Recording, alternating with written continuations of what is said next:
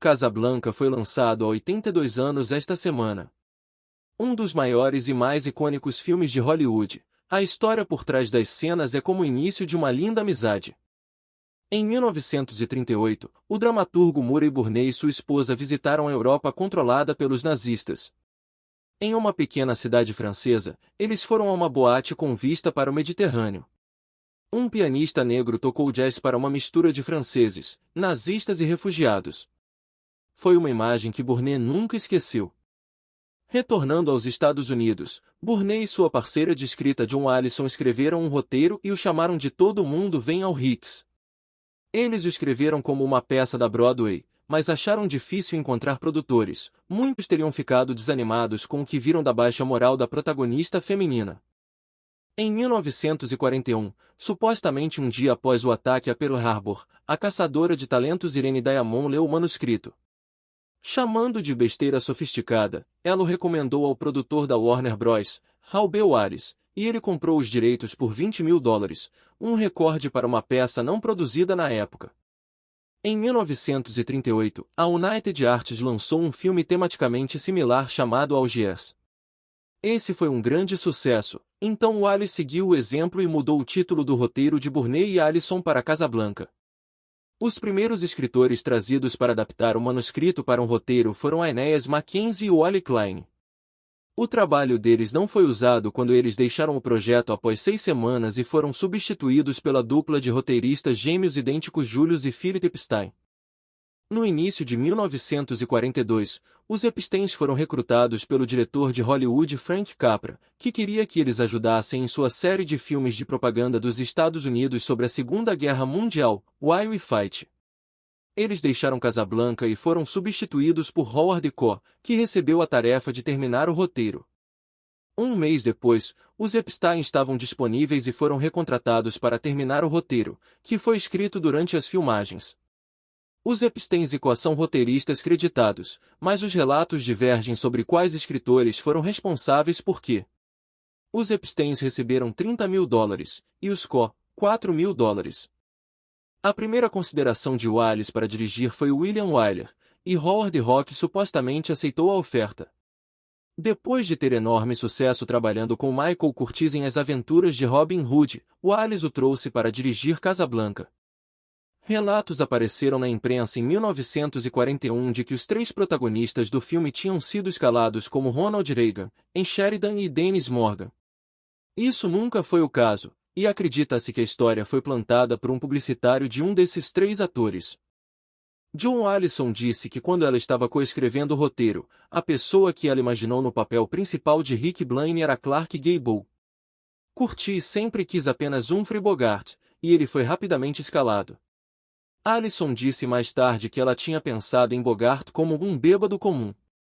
Alguns grandes nomes foram abordados para interpretar Ilsa Lund. A MGM se recusou a liberar Eddie Lamar de seu contrato, e a Columbia e a Gainsborough fizeram o mesmo com Rita Hayworth e Margaret Lockwood. Michelle Morgan recebeu a oferta do papel, mas seu preço pedido de $55.000 era muito alto. Ingrid Bergman estava sob contrato com o grande produtor David O. Selznick. Os gêmeos Epstein foram enviados para negociar e aparentemente disseram sobre seu roteiro: é um monte de merda como Argel. Selznick concordou em emprestar Bergman para WB se Olivia de Havilland pudesse ser emprestada em troca. Bergman diria mais tarde que não estava interessado em estar no filme no início, e estava mais preocupado em terminar Casablanca a tempo de estrelar porque os sinos dobram um ano depois. Para se preparar para estrelar ao lado de Bogart, ela assistiu Falcão Maltês repetidamente. Bergman considerava seu lado esquerdo como o melhor, e disse isso a Curtiz. É por isso que ela está quase sempre no lado direito da tela olhando para a esquerda, não importa com quem ela esteja na cena. Bergman era alta, com 1,77 centímetros, e Bogart era 1 centímetro mais baixo. Como tal, Curtiz fez Bogart usar saltos nos sapatos ou pediu a Bergman para se agachar ou ajoelhar durante a cena. Durante as filmagens, a esposa de Bogart, a atriz Maia Metó, teria acusado de ter um caso com Bergman. A atriz Geraldine Fitzgerald era amigável com ambos e disse que eles mal falavam um com o outro, exceto para discutir como eles poderiam sair daquele filme. Reid não ficou feliz com o empréstimo, preocupado que isso mancharia sua imagem como protagonista. Ele também não se dava bem com seus colegas de elenco. Ele chamou Bogart de ator medíocre, enquanto Bergman mais tarde chamou Reid de prima-donna. Os irmãos Epstein foram inicialmente fervorosamente contra a escalação de Claude Rains como um dos antagonistas, Capitão Louis Renault. Eles disseram que ele só foi escalado porque já estava sob contrato, embora Julius tenha admitido mais tarde que estávamos errados. Rains foi ótimo. Em um ponto, foi decidido que o músico de bar Sam seria uma mulher. Hazel Scott, Lena Horne e Ella Fitzgerald foram todas consideradas antes que o papel fosse mudado de volta para um homem e do Ole Wilson fosse escalado. Sidney Greenstreet, que interpreta Sr. Ferrari, queria se vestir etnicamente para mostrar que seu personagem havia se assimilado à cultura marroquina. Wallace disse que ele poderia usar um fez, desde que usasse um terno branco como o que ele havia usado um ano antes em O Falcão Maltês. Ao escalar o vilão nazista Major Strasser, Wallace queria Otto Preminger. Ele estava sob contrato com a 20th Century Fox e Daryl Zanuck disse que queria $7.000 por semana para liberá-lo. Wallace chamou isso de ultrajante e contratou Conrad Veidt em vez disso. Veidt tinha uma esposa judia e eles tiveram que fugir da Alemanha antes de se mudarem para Hollywood. Veidt teria escrito em seu contrato que ele só interpretaria um nazista se o personagem fosse um vilão sem qualidades redentoras, daí Strasser. Muitos do elenco tiveram experiência de primeira mão com a crueldade nazista. S.Z. Sakal, que interpretou o garçom Cal, fugiu da Alemanha e perdeu 3 irmãs para um campo de concentração. E Madeleine Lebial, Yvonne, e Marcel Dalio, Emile, eram casados e fugiram da França para escapar dos nazistas. Houve algumas mudanças da peça para a tela. Na peça, Ilsa é uma americana chamada Lois Meredith. Curtis mudou para Ilsa, um nome que ele tirou de The Ilsa, um poema de Irish Heine. Nunca é revelado no filme por que Rick não pode retornar à América. Julius Epstein disse mais tarde: meu irmão e eu tentamos muito arduamente encontrar uma razão pela qual Rick não poderia retornar à América. Mas nada parecia certo.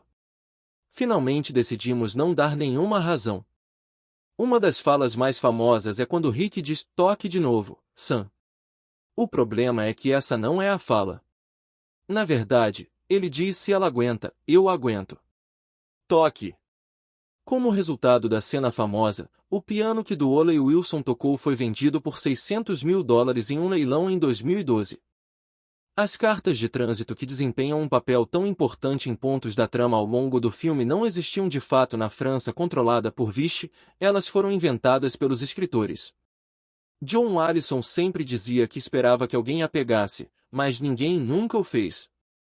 Na pré-produção, o escritor Casey Robinson foi contratado para edições, incluindo algumas das cenas românticas entre Rick e Ilsa.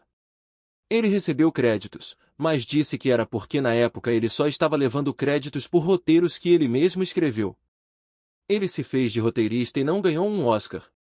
Como dito, os produtores da Broadway passaram o roteiro porque, originalmente, Ilsa não era uma mulher virtuosa. Ela estava vivendo com um homem casado e quando ela e Victor chegaram a Casablanca, eles não eram casados. Isso teve que mudar, pois a censura cinematográfica da época não permitia. Da mesma forma, a fala do Capitão Renault, você gosta de guerra. Eu gosto de mulheres, foi alterada para você desfruta de guerra. Eu desfruto de mulheres. Isso foi a pedido dos censores do escritório do Código de Produção. Devido às restrições de guerra, a maioria dos sets foi reciclada de antigas produções da Warner Bros. Um dos poucos sets originais foi o Rick's Café. Era baseado no cinema Vox em Tanger, Marrocos, o maior teatro da África na época. A música foi composta por Max Steiner. A peça ouvida nos créditos de abertura não era uma composição original. Steiner havia escrito e usado o tema para The Lost Patrol em 1934. Ele alterou o andamento, o tom e o arranjo, e regravou-o para Casablanca. As Time Goes By foi escrita por Herman Opelde para o musical da Broadway, Everybody's Welcome.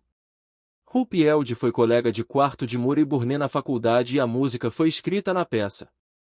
Depois que o filme foi lançado, a música ficou na US Hit Parade por 21 semanas. Max Steiner tentou remover As Time Goes By do filme, pois não era dele. Ele disse que preferia escrever algo original e receber royalties. No entanto, desde as filmagens, Bergman cortou o cabelo curto para Por Quem os Sinos Dobram, então as refilmagens não foram possíveis. Dois outros compositores, M.K. Jerome e Jack Shaw, são creditados nos títulos de songs. Na verdade, eles têm apenas uma música no filme, chamado Knock on Wood. Knock on Wood. A outra música que eles escreveram, That's What Noah Done, foi cortada no final da edição. A cena de abertura é a famosa sequência de mapa com narração que explica como os refugiados da Segunda Guerra Mundial acabaram em Casablanca. A sequência foi, na verdade, criada por um jovem Don Siegel, que viria a dirigir Invasion of the Body Snatchers e Dirty Harry. A primeira vez que vemos Rick é uma cena dele jogando xadrez, o passatempo favorito de Bogart. A posição das peças era de uma partida de Bogart que ele estava jogando por correspondência. A primeira cena é um dos flashbacks de Paris. Bogart aparentemente disse: "Não estou por dentro dessas coisas de amor e não sei o que fazer." O roteiro não estava pronto, então Bergman não sabia se Ilsa deveria estar apaixonada por Rick ou Victor. Curtis disse: "Siga no meio." Duoley Wilson era um baterista profissional, não um pianista, então teve que fingir que estava tocando como Sam. A música foi gravada ao vivo no set pelo músico de estúdio Jean Vincent Plumer, que estava sentado atrás de uma cortina para que Duoley pudesse assistir e copiar seus movimentos de mão. O próprio Curtis era um imigrante judeu-húngaro, e seu sotaque causou alguma confusão no set. Uma vez, ele teria pedido a um adereço um poodle. Quando o adereço encontrou um e o trouxe para o set, Curtis gritou: "Um poodle! Um poodle de água!" Ao filmar a famosa cena em que La Marseillaise é cantada para abafar Die Wacht den Rhein, muitos figurantes eram refugiados de verdade e choraram no set.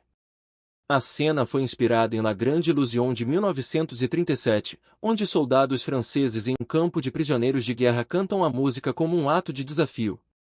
A cantora do Rick's Café vista sentada em um violão no La Marseillaise é Corina Mura. Ela era uma atriz e cantora de cabaré, e madrasta do artista ganhador do Tony Award, Edward Gorey. Como as filmagens ocorreram depois de Pearl Harbor, os aeroportos não podiam ser iluminados depois de escurecer por medo de se tornarem alvos de bombardeio, então o famoso final foi filmado em um estúdio de som com um avião de papelão. Para dar a ilusão de que o avião era enorme, pessoas pequenas representavam a tripulação. Havia planos para uma cena final.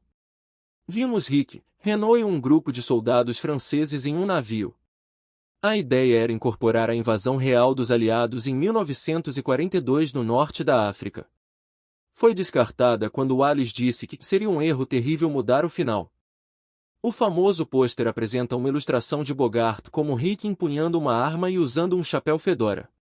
Foi copiado quase exatamente de uma cena de Across the Pacific, estrelado por Bogart. O artista Bill Gold o repintou para ser fotorrealista. Devido ao seu tema antinazista, o filme não foi lançado na Alemanha até 1952. Mesmo assim, foi exibido com censura pesada, com todas as referências ao nazismo removidas. O lutador da resistência Larlo se tornou um físico atômico norueguês e a sequência de La Marseillaise foi deletada. No Oscar, Casablanca ganhou o prêmio de melhor diretor para Michael Curtiz. E quando ganhou o de melhor filme, o chefe da Warner Brothers, Jack Warner, subiu antes do produtor Hal Willis, que ficou furioso e deixou a WB logo depois. As regras da academia foram alteradas mais tarde para que os produtores, não os chefes de estúdio, recebessem o prêmio. O filme também ganhou o prêmio de melhor roteiro, fazendo de Julius e Philip Epstein os primeiros gêmeos vencedores do Oscar na história.